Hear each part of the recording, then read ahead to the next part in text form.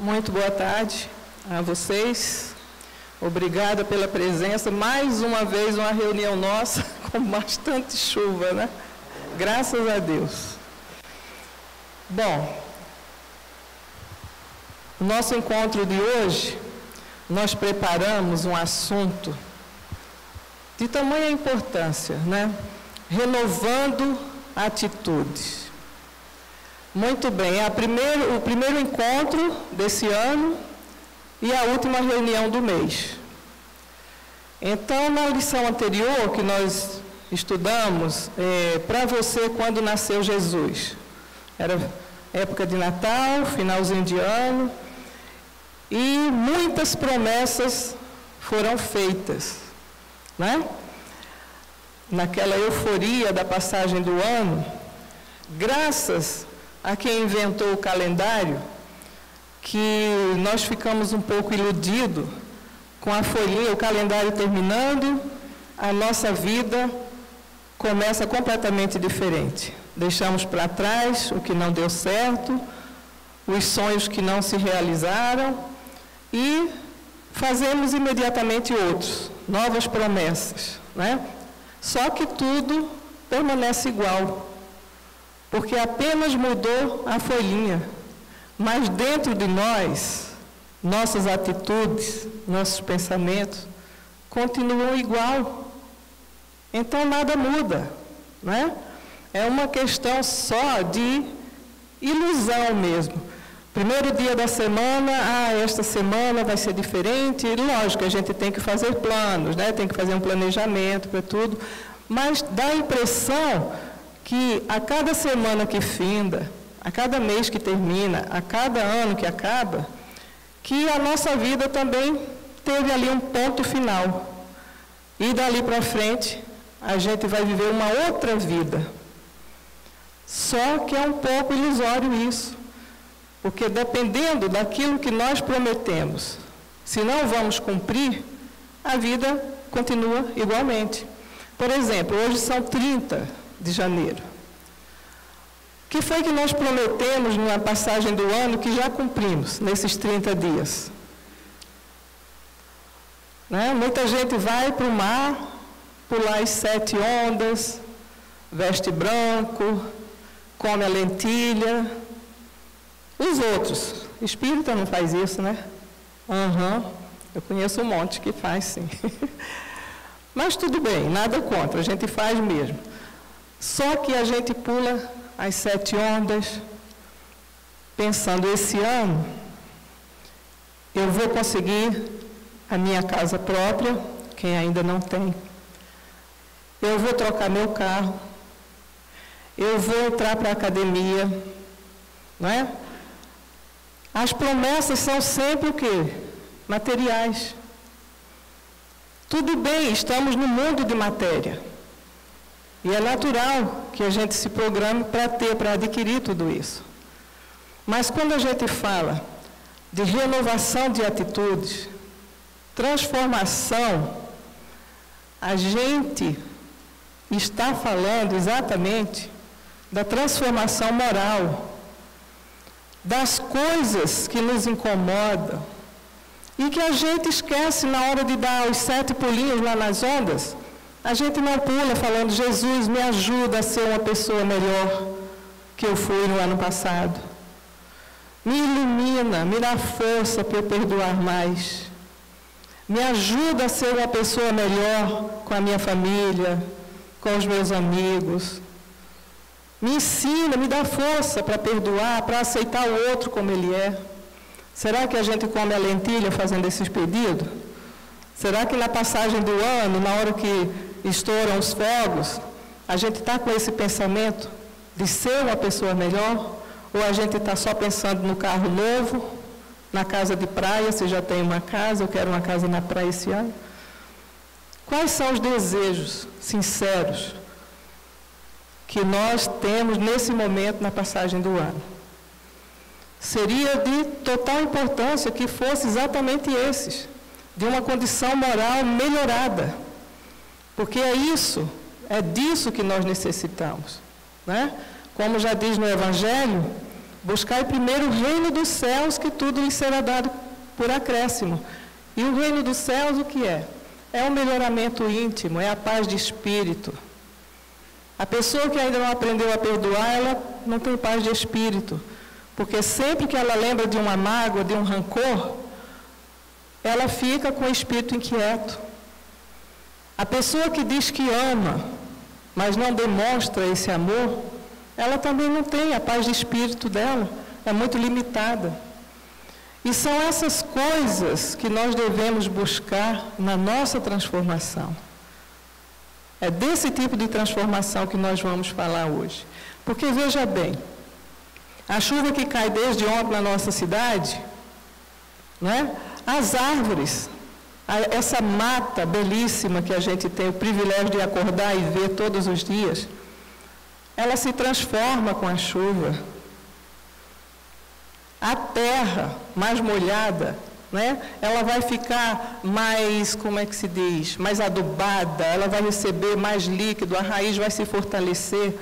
Então, em tudo na natureza está a transformação. Já diz Lavoisier, na natureza nada se perde, nada se cria, mas tudo se transforma. E como é que a gente ouve ainda pessoas falando, eu sou assim e não mudo? É muita ignorância de nossa parte. Até o pau que nasce torto, que a gente costuma dizer, pau que nasce torto morre torto, nem sempre. Porque às vezes a pessoa vai lá, coloca um tronco mais forte, desvia, né? E ele fica, se bem que aos nossos olhos, ele está torto. Mas aos olhos de Deus, aquela é a natureza dele, ele está perfeito. E assim somos nós. Nós somos expertos em apontar o dedo no defeito do outro.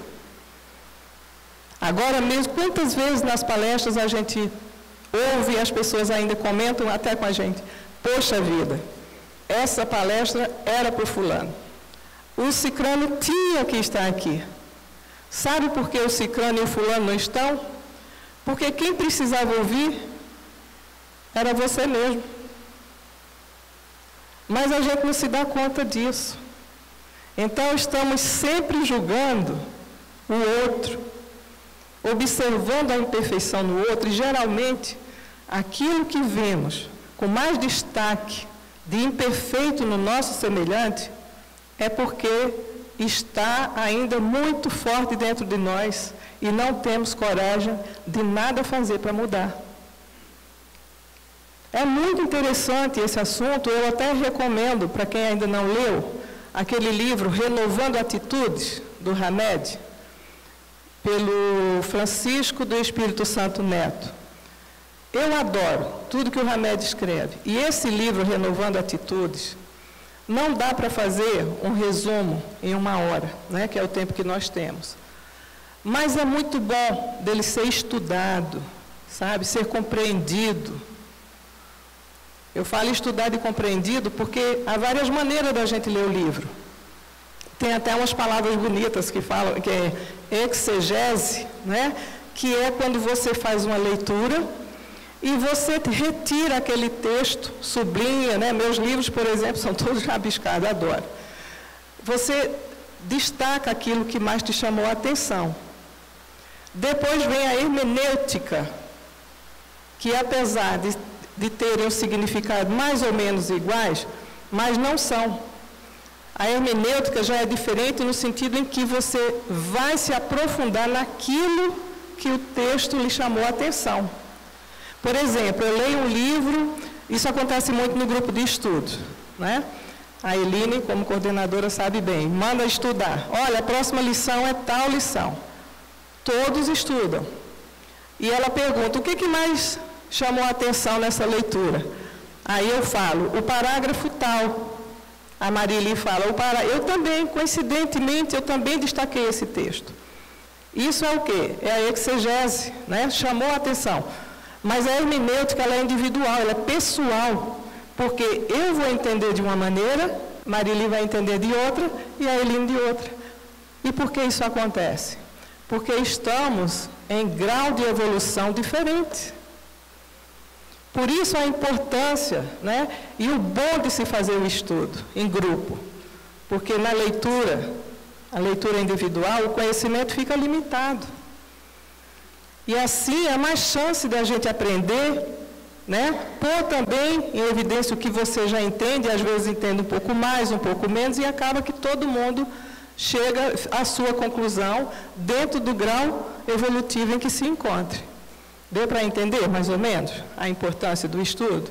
Então, quando vocês forem ler qualquer livro, mas principalmente esse que eu citei agora, Renovando a Atitude, façam isso. É uma leitura maravilhosa. Ele não é daqueles autores que a gente tem que estar com o dicionário. Agora não é mais dicionário, é o Google, né? Tem que estar com o Google pesquisando o significado das palavras. É uma leitura facílima, muito bem compreensível, né?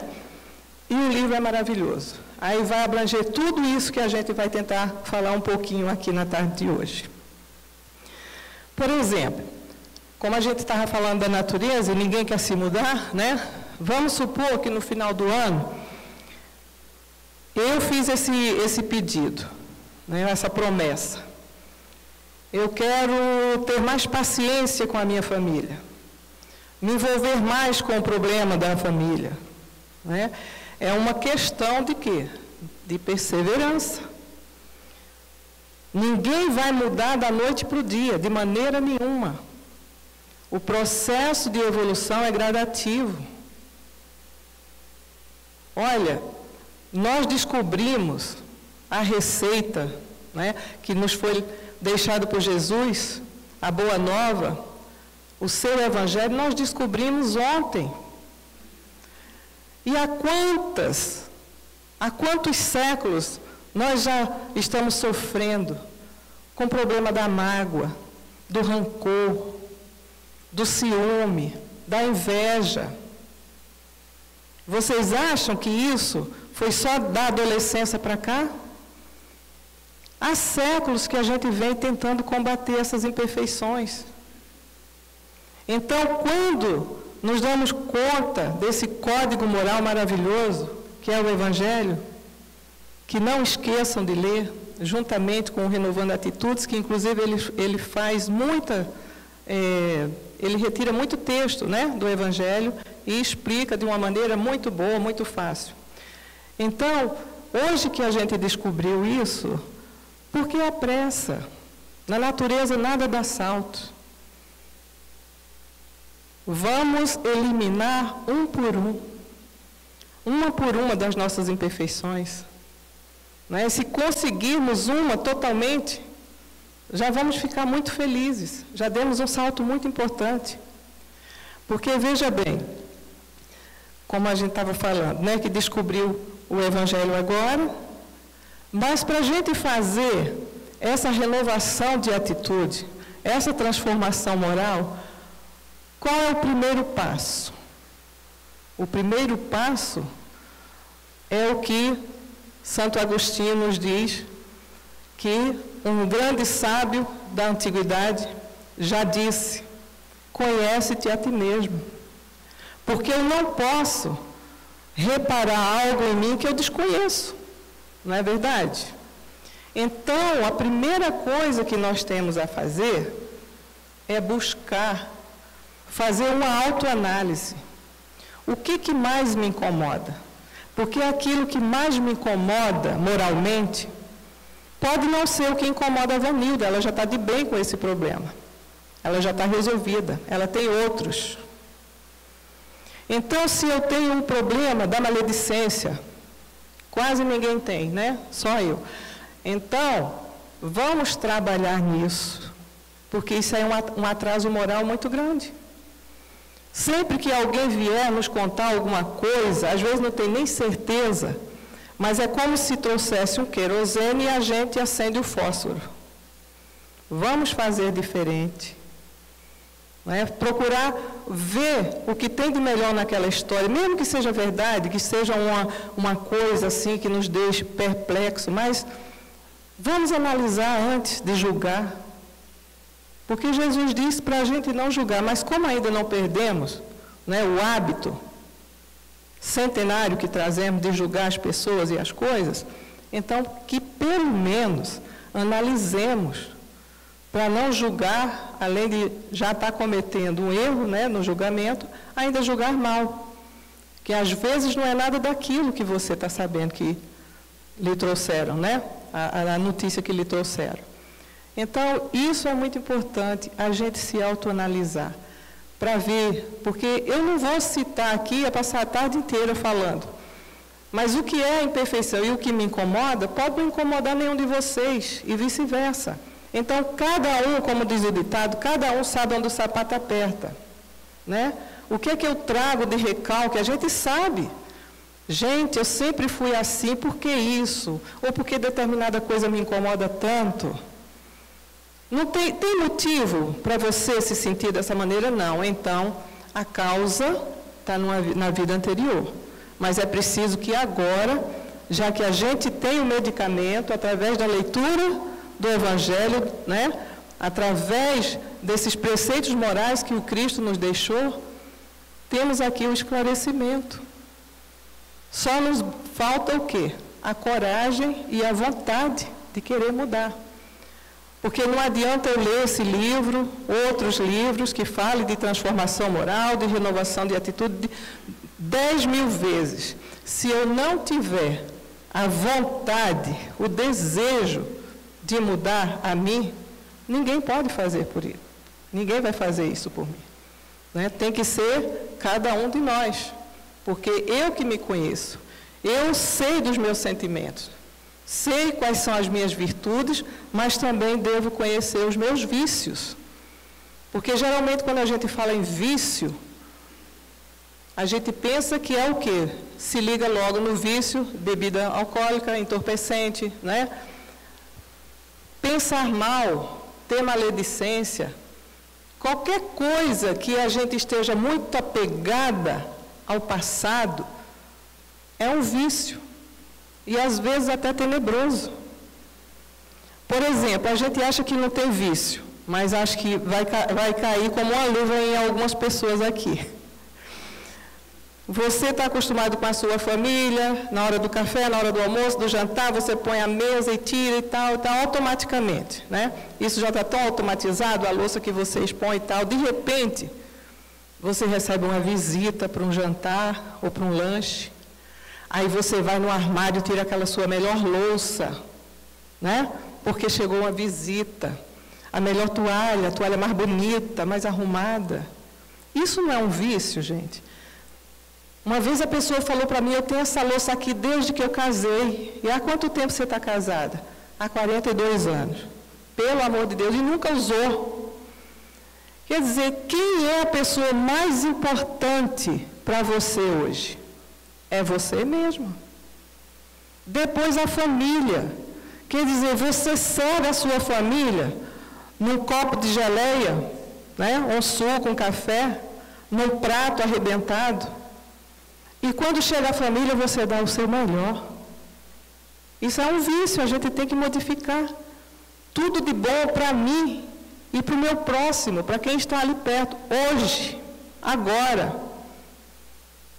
Para que guardar as coisas? Ah, isso aqui é um perfume que eu ganhei, mas só numa ocasião especial. A ocasião especial é agora, que você está bem, você está viva, né? Você está feliz. Outra coisa também que ele toca no assunto de felicidade, tem um capítulo de felicidade, que é muito importante. As pessoas falam assim, às vezes vão no médico, está sofrendo com um problema, não consegue diagnosticar o problema de saúde que vem causando sofrimento, e vira para o médico e fala assim, ah, doutor, queria tanto que o senhor me indicasse alguma coisa que me aliviasse esse sofrimento para que eu fosse um pouco mais feliz. Poxa vida, não seria o contrário? Se você fosse mais feliz, talvez você não estivesse passando por esse problema de saúde. Não espere o medicamento, seja feliz agora.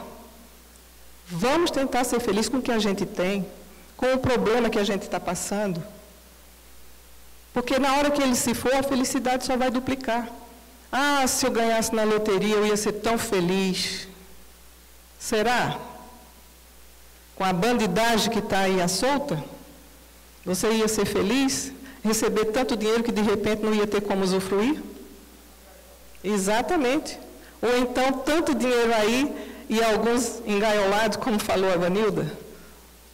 Será que eles estão felizes agora? Estavam comemorando tanta felicidade, a falsa felicidade, entre aspas, né? Porque conseguiram tudo o que queriam de material.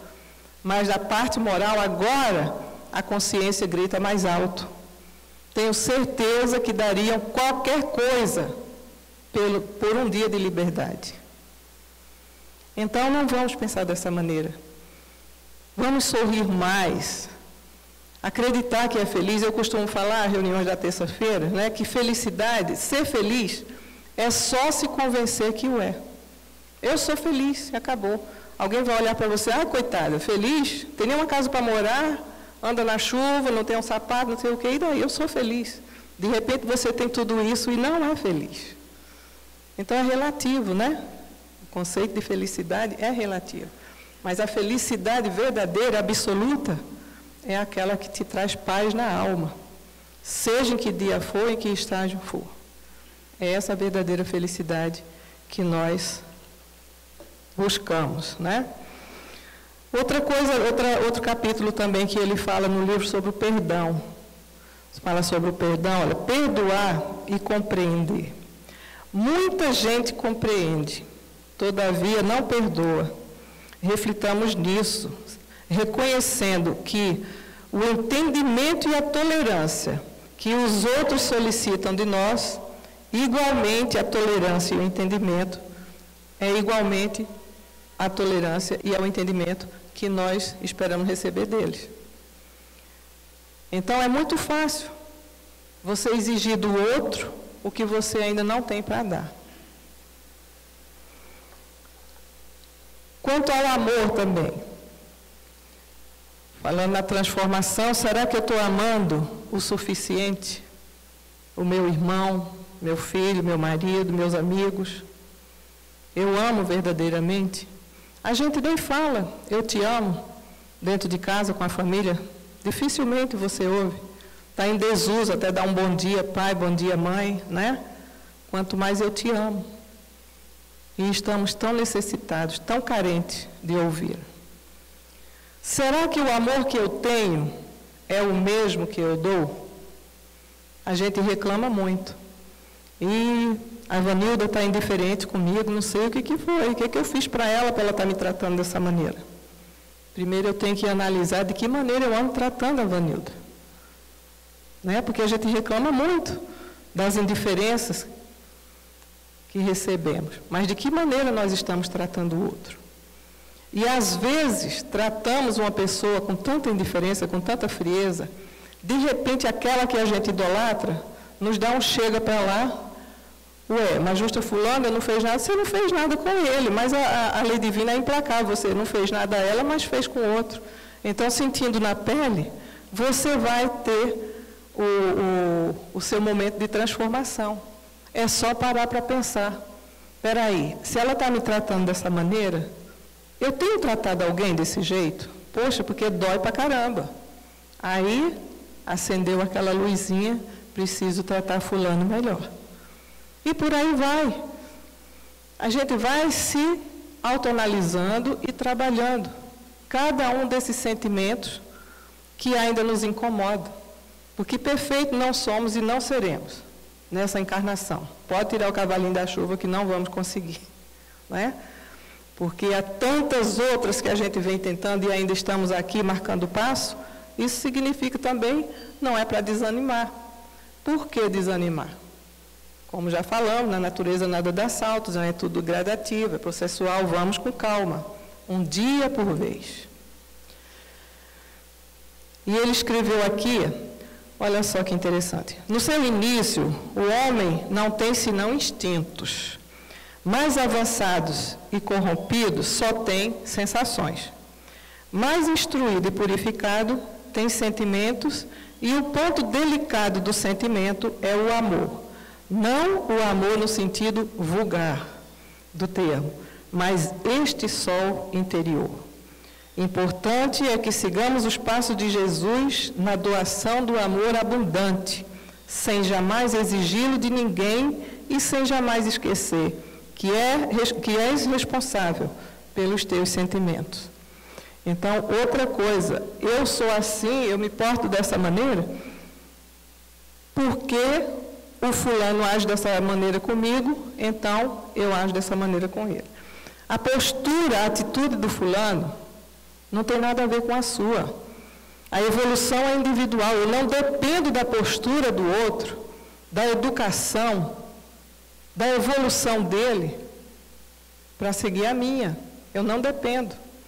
Como aqui a gente tem que entender que nós somos responsáveis pelos nossos sentimentos. Então, se alguém me fez alguma coisa, eu fiquei triste, fiquei magoado, problema meu. Eu sou uma pessoa magoável, e daí?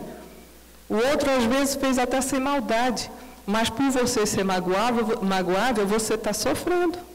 Então, vamos trabalhar esse quesito mágoa. De que maneira?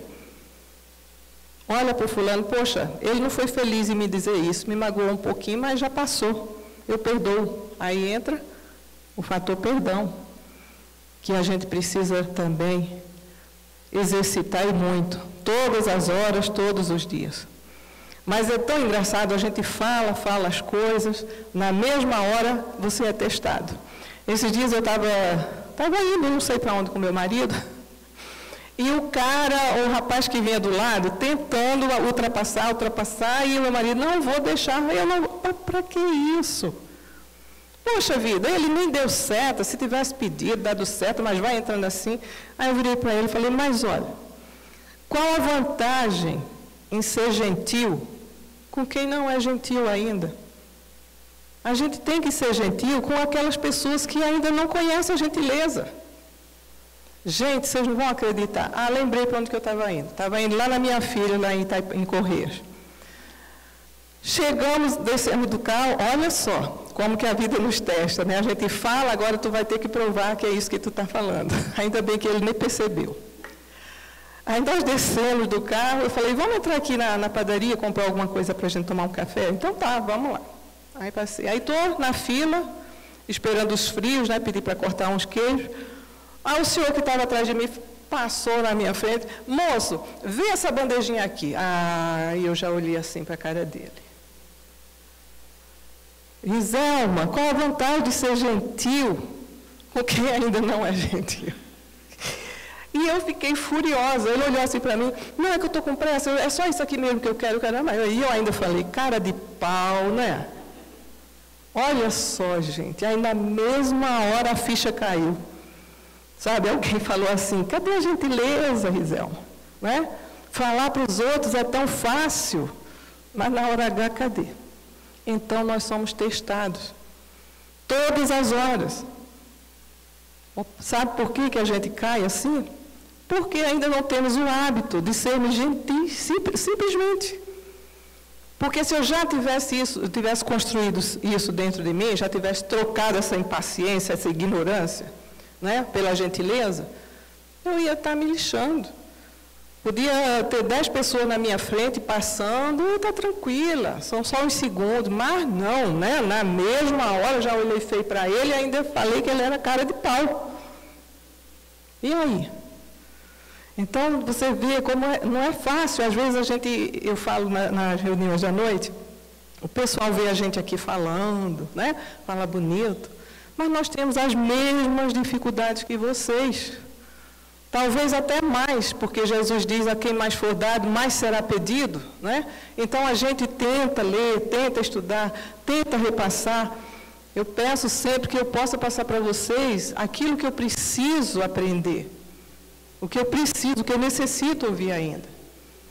Mas somos iguais, temos as mesmas dificuldades. Conheço muita gente que não é beata de casa espírita, como chamam a gente de vez em quando, né? Vem uma vez ou outra, mas de uma espiritualidade, sabe? Uma paz na consciência, que nos dá lição toda hora. A nós, que ficamos dia e noite com livros pegando a... Eu nem tanto, tá? Mas já fui assim também. Hoje eu estou menos. Estou vendo que não é por aí, tem que primeiro praticar o que eu leio, para não emendar um livro no outro. Mas é isso. Todos nós estamos no mesmo barco, planeta de prova e expiação, planeta de matéria. Somos muito atraídos, muito tentados, né, a essas coisas, ao externo, e não nos preocupamos com a parte interna, o nosso interior, que é o que conta, é a nossa essência, né?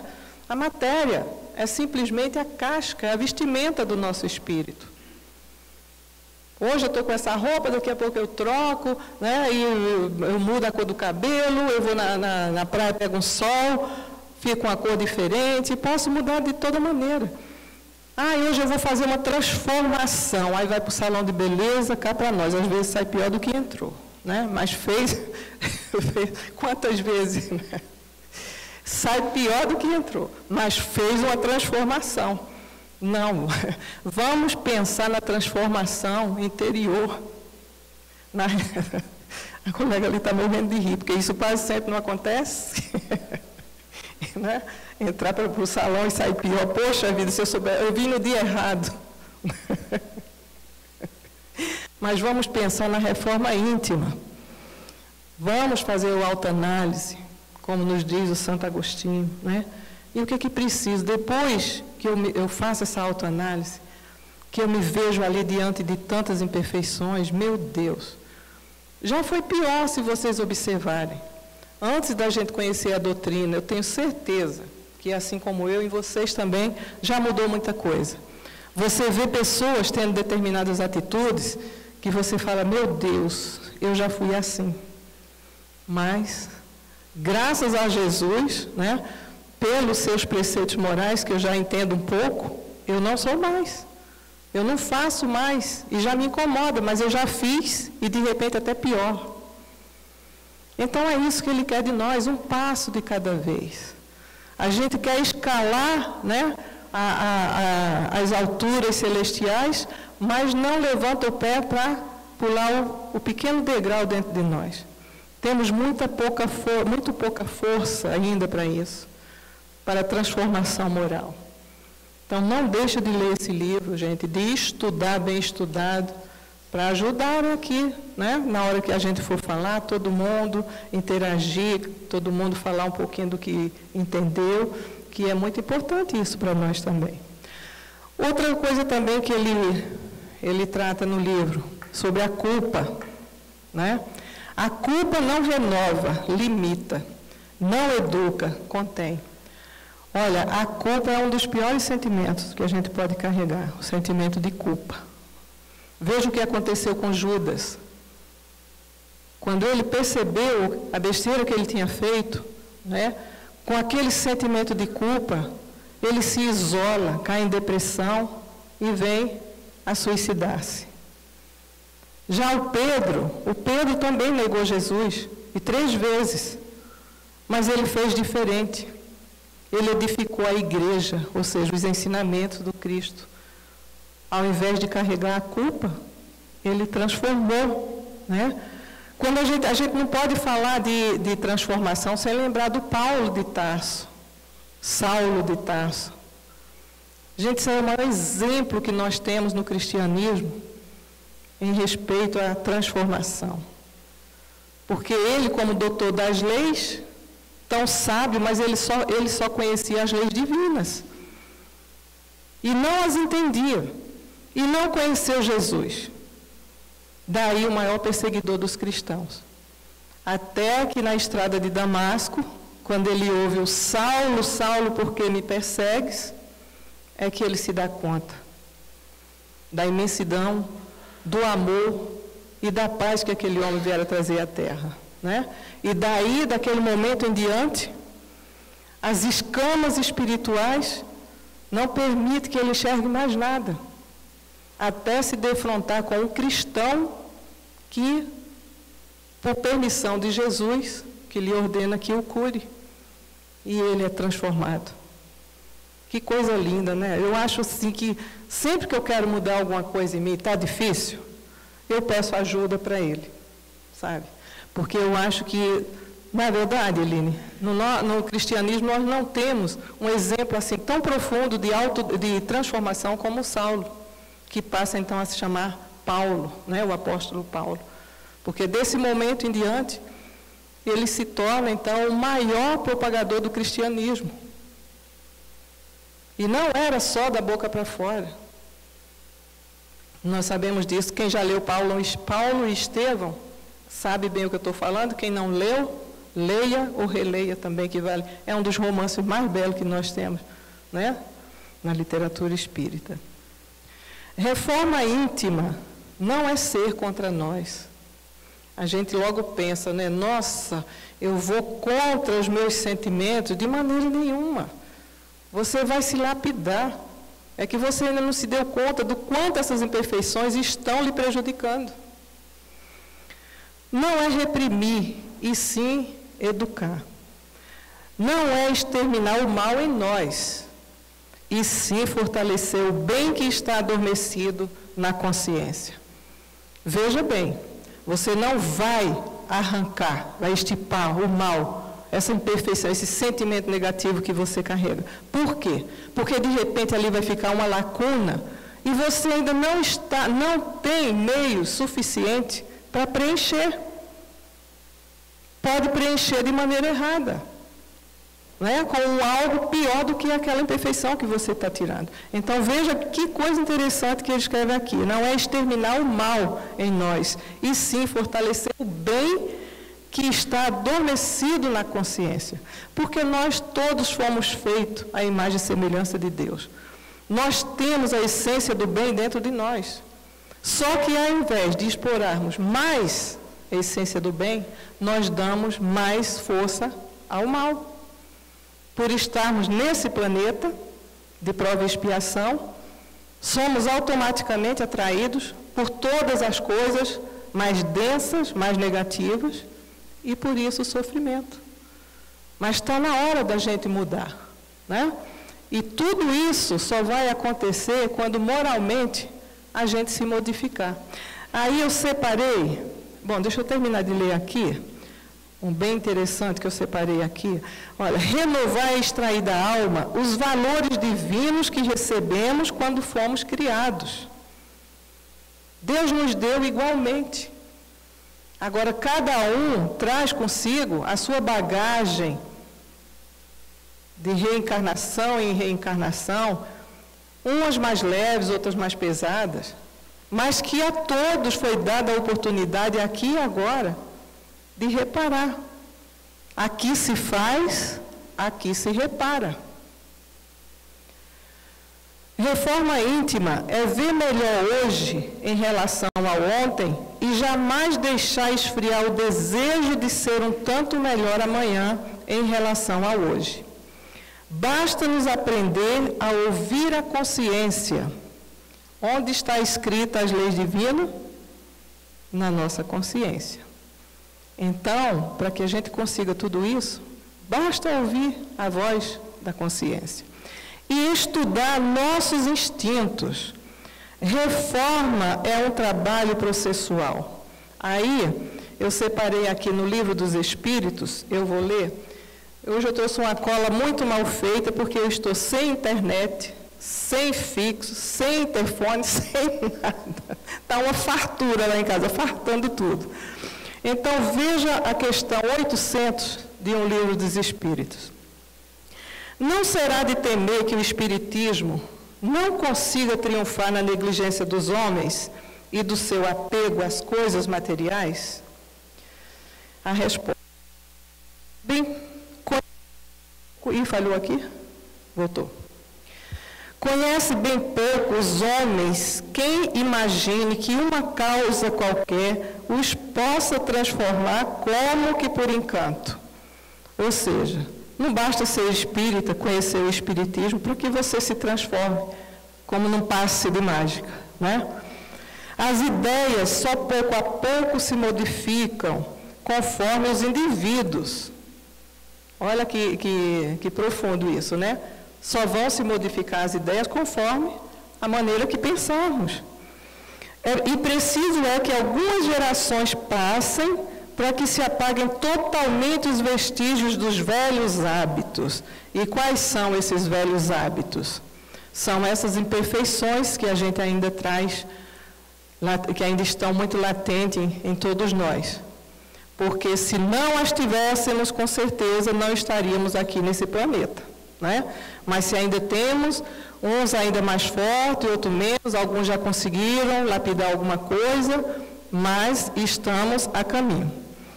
A transformação, pois, somente com o tempo, gradual e progressivamente, se pode operar. Então, para que a pressa? Né? A gente não pode estacionar.